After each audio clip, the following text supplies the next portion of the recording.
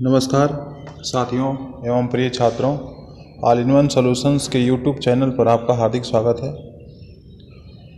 दोस्तों, व्याकरण के क्रम में आज हम सर्वनाम पर विस्तृत चर्चा करेंगे और पूरे स्लाइड्स में देखेंगे कि सर्वनाम क्या है, परिभाषा क्या है, इसको पूरा उदाहरण सहित समझेंगे। कम से कम 20 स्लाइड में हम सर्वनाम को व्याख्यायित करेंगे और साथ ही साथ देखेंगे इसके उदाहरण। तो बहुत ही मज़ेदार ये वीडियो होने वाली है। आइए शुरू करते हैं।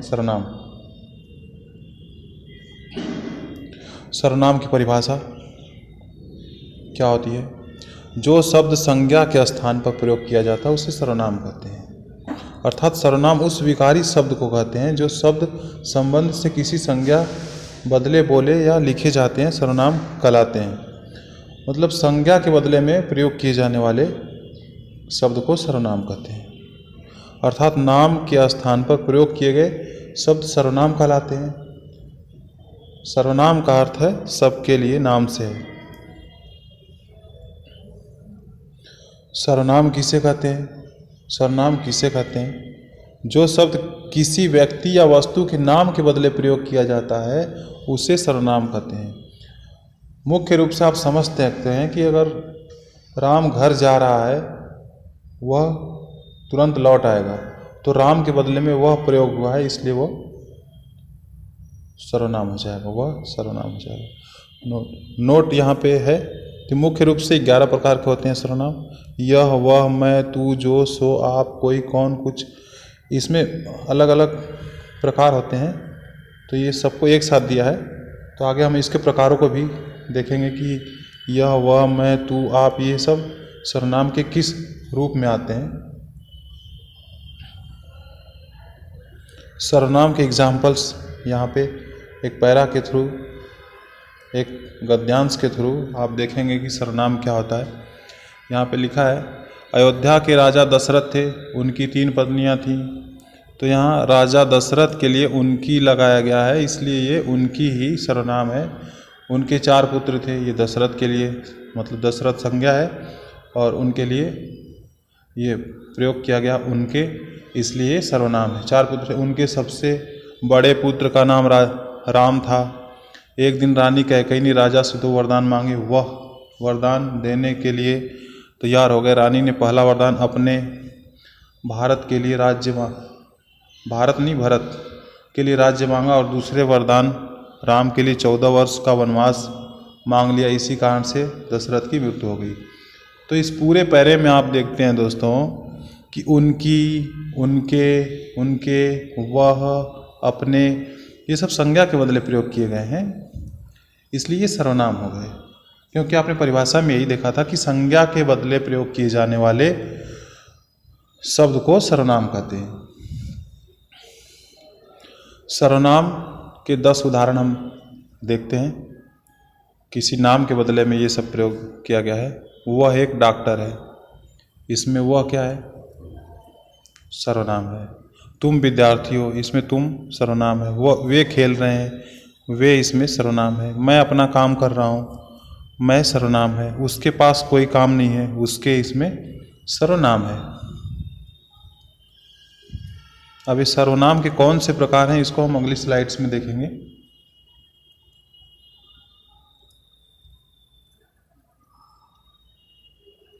और भी सर्वनाम के उदाहरण है। हम आज दिल्ली जा रहे हैं, तुम्हारे पिताजी बाजार जा रहे हैं, इसमें तुम्हारे सर्वनाम है। मैं आज स्कूल नहीं जाऊंगा, इसमें मैं सर्वनाम है। तुम खाना बना रहे हो, इसमें तुम सर्वनाम है। वह अपना काम कर रहा है, इसमें वह सर्वनाम है। सर्वनाम के कितने भेद होते हैं, मतलब सर्वनाम कितने प्रकार का होता है, तो हम यहाँ पे देखते हैं सीधा सीधा। सर्वनाम 6 प्रकार के होते हैं। पहला है पुरुषवाचक सर्वनाम, दूसरा निजवाचक सर्वनाम, तीसरा निश्चयवाचक सर्वनाम, चौथा अनिश्चयवाचक सर्वनाम, 5वां प्रश्नवाचक सर्वनाम, 6ठा संबंधवाचक सर्वनाम। तो इस तरह से 6 प्रकार के सर्वनाम होते हैं।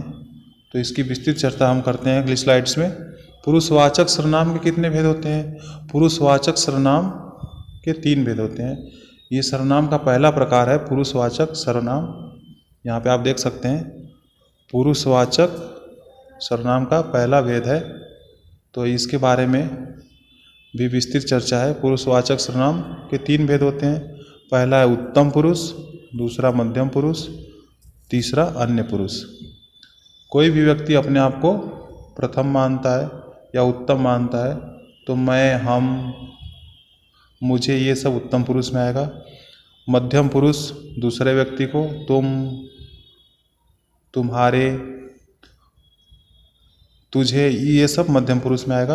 अन्य पुरुष में वह, उसके लिए, वे लोग, वे सब अन्य पुरुष में आएंगे। आइए इसकी चर्चा करते हैं अलग से। उत्तम पुरुष, उत्तम पुरुष जिस सर्वनाम शब्दों का प्रयोग बोलने वाला या लिखने वाला वक्ता खुद स्वयं के लिए करता है उसे उत्तम पुरुष कहते हैं। उत्तम पुरुष शब्द क्या है? मैं, मेरा, मुझे, मैंने, मुझको, हमारा इत्यादि, ये उत्तम पुरुष के अंतर्गत आते हैं। जैसे उदाहरण यहाँ पे है, मेरा नाम प्रदीप है, इसमें मेरा। मुझे घर जाने दो, मुझे, इसमें उत्तम पुरुष है। मैं एक इंजीनियर हूँ, यहाँ मैं उत्तम पुरुष सर्वनाम है। मैंने अपना काम कर लिया, यहाँ पे मैंने उत्तम पुरुष है। हमारे परिवार में एकता है, एकता मतलब यूनिटी। हमारे परिवार, यहाँ पे हमारे उत्तम पुरुष सर्वनाम का उदाहरण है। तो दोस्तों हम यहाँ पे देखते हैं मेरा, मुझे, मैं, मैंने, हमारे, ये सब क्या है? उत्तम पुरुष के उदाहरण है। मध्यम पुरुष क्या होता है? जिस सर्वनाम शब्दों का प्रयोग वक्ता या लेखक सुनने वाले या पढ़ने वाले श्रोता के लिए करे उसे मध्यम पुरुष कहते हैं। जो आप वाक्य या शब्द किसी सामने वाले को बोलते हैं वही आपका उत्तम पुरुष होता है। जैसे मध्यम पुरुष के शब्द कौन कौन से होते हैं? तू, तुम्हारा, तुम, तुमने, तुझको, आप, ये सब क्या है? मध्यम पुरुष के शब्द हैं। जैसे उदाहरण के स्वरूप देखते हैं, आपका नाम क्या है? इसमें आपका हो गया मध्यम पुरुष। तुम कानपुर नहीं गए, तुम मध्यम पुरुष।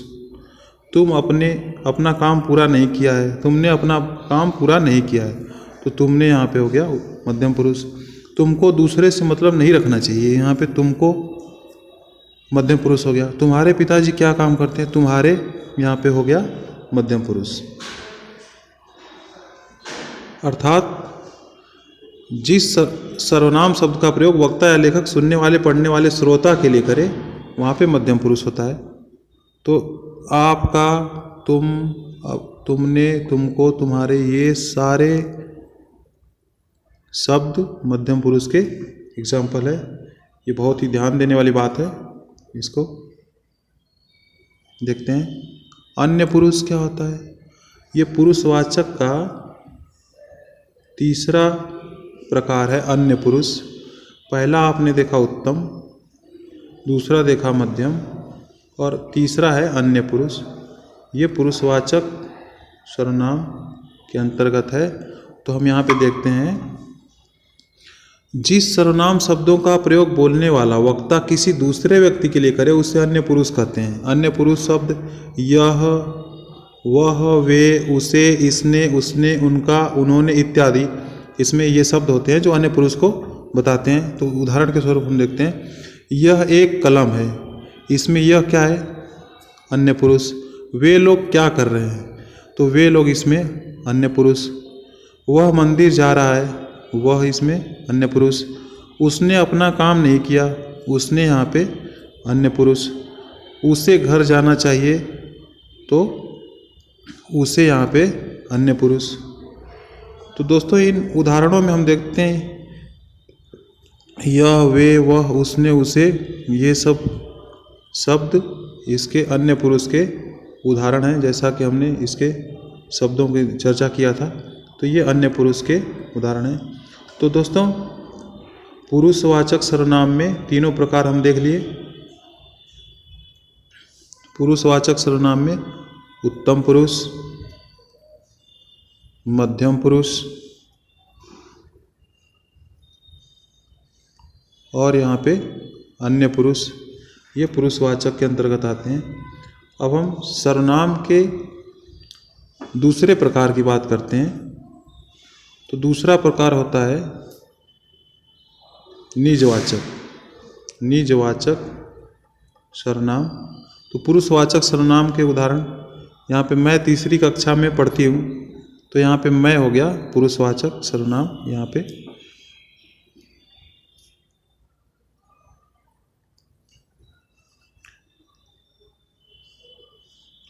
पुरुषवाचक सर्वनाम की परिभाषा क्या है? जो सर्वनाम शब्द अपने लिए या किसी दूसरे के लिए प्रयोग किए जाते हैं, अर्थात पुरुषवाचक सर्वनाम किसी व्यक्ति के नाम के बाद आता है, इसे पुरुषवाचक सर्वनाम कहते हैं। ये एक स्लाइड इसलिए बनाया गया दोस्तों कि ये ट्रिक के माध्यम से हम समझ जाएंगे कि पुरुषवाचक सर्वनाम होता क्या है।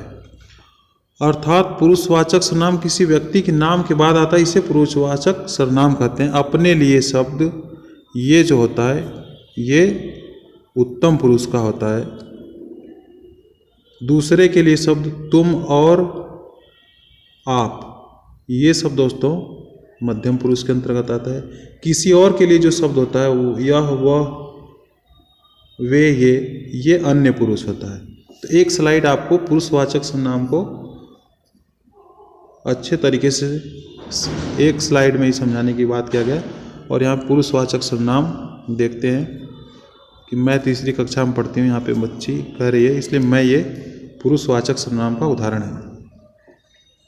दोस्तों दूसरा प्रकार हम देखते हैं, मुख्य सर्वनाम का दूसरा प्रकार होता है निजवाचक सर्वनाम। इसकी परिभाषा हम देखते हैं। निजवाचक सर्वनाम का रूप आप है। जो सर्वनाम शब्द स्वयं अपनेपन का ज्ञान कराता है, जो शब्द स्वयं के लिए प्रयोग किया जाता है, उसे निजवाचक सर्वनाम कहा जाता है। निजवाचक शब्द क्या होते हैं? आप, खुद, स्वयं, तुम, अपने, अपने आप, अपने आप। उदाहरण इसका हो जाएगा मैं अपने कार्य स्वयं करूँगा। यहाँ पे स्वयं, इसको दूसरे शब्दों में बोल सकते हैं मैं अपने कार्य आप करूँगा, कर लूँगा। तो स्वयं और आप, स्वयं और आप ये निजवाचक सर्वनाम के ही उदाहरण है और ये निजवाचक सर्वनाम है। निश्चय तीसरा प्रकार है निश्चयवाचक सर्वनाम और इसकी परिभाषा। जिस सर्वनाम शब्द से किसी वस्तु, व्यक्ति अथवा घटना की निश्चितता को संकेत करे, अर्थात जिस शब्दों के प्रयोग से वस्तु अथवा किसी व्यक्ति की दूरी तथा समीप होने का पता चलता है, उसे निश्चय सर्वनाम कहते हैं। निश्चयवाचक शब्द कौन कौन से होते हैं? यह, वे, यह, वह, ये और वे। उदाहरण के स्वरूप यह मेरी कलम है, यहाँ पे यह क्या हो गया? निश्चयवाचक। तो अनिश्चयवाचक सर्वनाम की परिभाषा क्या होती है? जिन सर्वनाम शब्द से किसी वस्तु, व्यक्ति या निश्चितता का ज्ञान ना हो, अर्थात जिस सर्वनाम से निश्चित वस्तु बोध ना हो, उसे अनिश्चयवाचक सर्वनाम कहते हैं। मतलब ऐसा सर्वनाम जिससे निश्चितता ही नहीं पता चले, अनिश्चय हो। इसके वाचक शब्द कौन कौन से? कोई, कुछ, किसी, कौन, किसने, जहाँ, वहाँ इत्यादि, ये सब अनिश्चयवाचक सर्वनाम के शब्द हैं। तो उदाहरण के स्वरूप देखते हैं, शायद दरवाजे के बाहर कोई है। तो यहाँ पे कोई जो हो गया दोस्तों, कोई जो हो गया यही आपका अनिश्चय है। अब कौन हो सकता है, कौन नहीं हो सकता है, तो यह अनिश्चितता क्यों संकेत करता है? ये शायद दरवाजे के बाहर कोई है, तो कोई शब्द हो गया अनिश्चयवाचक सर्वनाम। तुम कुछ खा लो, कुछ खा लो मतलब क्या खा लो दोस्तों? ये भी अनिश्चित है, इसलिए यहाँ पे कुछ शब्द क्या हो गया? अनिश्चितवाचक सर्वनाम है। ये निश्चितवाचक गलत दिया है, अनिश्चितवाचक सर्वनाम है। कुछ शब्द अनिश्चितवाचक सर्वनाम है। सर्वनाम का पांचवा प्रकार हम देखते हैं, प्रश्नवाचक सर्वनाम और उसकी परिभाषा। जिन सर्वनाम शब्दों से सवाल प्रश्न पूछे जाने का ज्ञान होता है, अर्थात जो शब्द सवाल करने के लिए प्रयोग किया जाता है, उसे प्रश्नवाचक सर्वनाम कहते हैं। प्रश्नवाचक सर्वनाम शब्द कौन, कब, कहाँ और क्या, ये सब क्या है? प्रश्नवाचक शब्द हैं। उदाहरण के स्वरूप में देखते हैं, तुम्हारा नाम क्या है? यहाँ पे क्या हो गया दोस्तों? प्रश्नवाचक सर्वनाम। क्या शब्द? प्रश्नवाचक सर्वनाम है। तुम यहाँ क्यों आए? यहाँ क्यों हो गया? प्रश्नवाचक सर्वनाम। सर्वनाम के अगली कड़ी और अंतिम प्रकार, छठा प्रकार इसको बोलते हैं संबंधवाचक सर्वनाम की परिभाषा। जिन सर्वनाम शब्दों से किसी व्यक्ति वस्तु के संबंध का ज्ञान होता है, अर्थात जिस सर्वनाम शब्द से किसी व्यक्ति या वस्तु या किसी अन्य व्यक्ति वस्तु से संबंध स्थापित किए जाने का ज्ञान होता है, उसे संबंधवाचक सर्वनाम कहते हैं। संबंधवाचक सर्वनाम ऐसे शब्द जो, सो, जैसी, वैसी, जितना, उतना, जिसकी, उसकी, यहाँ, वहाँ, ये सब संबंधवाचक सर्वनाम है। इसके शब्द हैं। उदाहरण के रूप में हम देखते हैं जिसकी लाठी उसकी भैंस, जिसकी लाठी उसकी, यहाँ पे दोस्तों जिसकी, यहाँ पे जिसकी और उसकी, ये क्या, कौन सा शब्द है? संबंधवाचक सर्वनाम है। यहाँ पे संबंध को प्रदर्शित करता है, जिसकी और उसकी संबंध को प्रदर्शित करता है। जो करेगा सो भरेगा, यहाँ पे जो और सो संबंधवाचक सर्वनाम है। दोस्तों आपने 6 प्रकार के सर्वनाम पढ़े, तो पुरुषवाचक तथा निजवाचक सर्वनाम में कुछ समानताएं दिखती है, परंतु बहुत लोग इसको गलती करते हैं। जहां आप शब्द का प्रयोग श्रोता या पाठक के लिए होता है, वहां यह मध्यम पुरुष वाचक सर्वनाम होता है, और जहां आप सभी का प्रयोग अपने लिए के अर्थ में होता है, वहां निजवाचक सर्वनाम होता है। जैसे आप यहाँ के इंस्पेक्टर हैं, तो यहाँ पे आप पुरुषवाचक सर्वनाम है। पुरुषवाचक में भी दूसरा मध्यम पुरुषवाचक सर्वनाम है ये। आप यहाँ के इंस्पेक्टर हैं, ये आप तो दोनों वाक्यों में है। जैसे वह अपने आप कानपुर चला गया, आप दोनों में है, परंतु इसके अंतर हैं। यहाँ वह अपने आप कानपुर चला गया, वह स्वयं के लिए हो रहा है। स्वयं के लिए जब होता है दोस्तों, तो वहाँ पे निजवाचक सर्वनाम होता है। ये बहुत ध्यान देने वाली बात है कि पुरुषवाचक निजवाचक सर्वनाम में बहुत ही छोटा अंतर है। आप शब्द श्रोता या पाठक के लिए होता है, तो वहाँ मध्यम पुरुषवाचक हो जाएगा सर्वनाम, और जहाँ आप सभी का प्रयोग अपने लिए होता है, वहाँ पे निजवाचक सर्वनाम हो जाएगा। तो इस उदाहरण में आप पुरुषवाचक के मध्यम पुरुष में आएगा, वह अपने आप कानपुर चला गया, अपने आप यहाँ पे निजवाचक सर्वनाम का उदाहरण है ये, क्योंकि ये स्वयं के लिए बात किया गया है। दोस्तों सर्वनाम से संबंधित कुछ वर्कशीट्स हैं, जिसे आप करके बताइए। वे लोग खेल रहे हैं, तो इसमें ऑप्शन 4 दिए हैं, क, ख, ग, घ। वे लोग खेल रहे हैं, इसमें पूछ रहा है दोस्तों कि सर्वनाम शब्द कौन सा है। तो दोस्तों हम यहाँ देखते हैं वे लोग जो है ये सर्वनाम शब्द है। इसके पहला ऑप्शन चला जाएगा। तुम सुबह से काम कर रहे हो, यहाँ पे इस वाक्य में बताना है कि सर्वनाम कहाँ है, तो हम देखते हैं तुम सर्वनाम है। ये पूछता है कि संबंधवाचक सर्वनाम है कि प्रश्नवाचक है कि पुरुषवाचक कि निजवाचक। तो दोस्तों ये पुरुषवाचक सर्वनाम है, तो हमारा ऑप्शन तीसरे के साथ चला जाएगा। जैसी करनी वैसी भरनी, इसमें पूछ रहा है कि कौन सा सर्वनाम है, संबंधवाचक, पुरुषवाचक, प्रश्नवाचक, पुरुषवाचक। यहाँ पे 2 बार रिपीट हो गया है पुरुषवाचक, संबंधवाचक, पुरुषवाचक, प्रश्नवाचक। इसको निजवाचक हम चौथे को मान लेते हैं। तो आप बताइए कि जैसी करनी वैसी भरनी, तो जैसी वैसी ये सब संबंधवाचक सर्वनाम आते हैं, तो ये हो जाएगा। यहाँ पे है चौथा उदाहरण, यहाँ पे देखते हैं जितना काम करोगे उतना ही पैसा मिलेगा। दोस्तों जितना उतना ये सब किस में आते थे, ये सब संबंधवाचक सर्वनाम में आते थे, तो इसमें ग ऑप्शन चला जाएगा। प्रश्नवाचक है नहीं, निश्चयवाचक तो होगा नहीं, अनिश्चयवाचक कोई बात ही नहीं है, तो यहाँ पे ग संबंधवाचक सर्वनाम हो जाएगा। तुम कौन हो, यहाँ पे कौन ये प्रश्नवाचक शब्द है, तो प्रश्नवाचक शब्द जिसमें होता है वो प्रश्नवाचक सर्वनाम कहलाता है, इसलिए हमारा ऑप्शन ग के साथ चला जाएगा। छठा है कोई यह काम करेगा। दोस्तों कोई यह काम करेगा, कोई, यहाँ कोई निश्चित नहीं है कि कौन करेगा कौन नहीं करेगा। यहाँ पे कोई अनिश्चयवाचक सर्वनाम है, अनिश्चयवाचक शब्द है, इसलिए अनिश्चयवाचक सर्वनाम पहला ये ऑप्शन इसका सही है, इसलिए हमारा ऑप्शन क के साथ चला जाएगा। दोस्तों ये वीडियो अगर आपको पसंद आई हो तो इसे लाइक भी कर दें और शेयर करें अपने दोस्तों के साथ, ताकि वो भी सर्वनाम को अच्छी तरीके से पढ़ लें। और आपने इतना अपना समय दिया, अंत तक बने रहे, आपने वीडियो को पूरी अच्छे तरीके से देखा, इसके लिए बहुत बहुत धन्यवाद। और साथ ही साथ all the best for your preparation in exams, any competitive exams, other exams. कोई इस सर्वनाम से संबंधित टॉपिक और अगर कोई छूट गई हो या कोई आपके प्रश्न बनते हों तो आप कमेंट बॉक्स में लिखिए, मैं ज़रूर उसका तो उत्तर दूंगा।